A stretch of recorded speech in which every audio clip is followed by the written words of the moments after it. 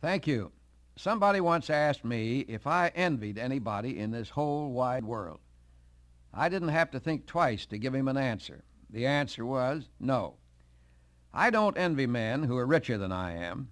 I don't envy men who are more powerful.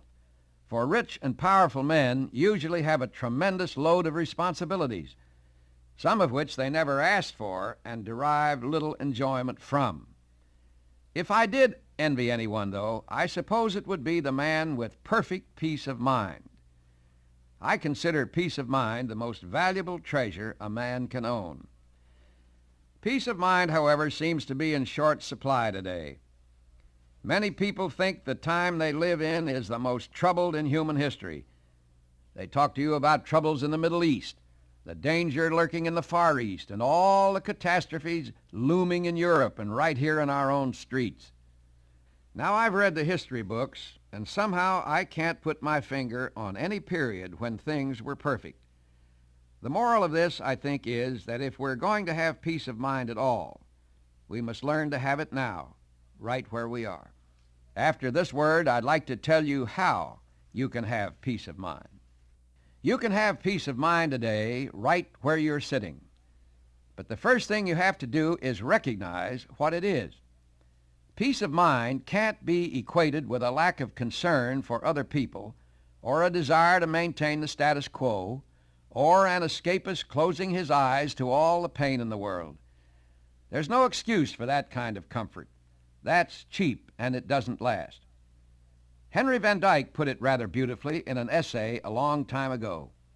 He set forth what he called guideposts to the footpath of peace. Be governed by your admirations, he said, rather than by your disgust. Covet nothing that belongs to somebody else except perhaps his kindness of heart and gentleness of manners. Think seldom of your enemies and often of your friends. That's it in a nutshell. You develop peace of mind by emptying your mind of things that destroy peace of mind, by eliminating hate, selfishness, prejudice, smugness, fear, and anxiety. There's a word for this procedure. It's called catharsis. There's a sect in Japan that's built around the idea that disease begins in the mind. And once you cleanse your mind, you'll be at peace with yourself. You'll discover your latent creativity, and you'll be an asset to society.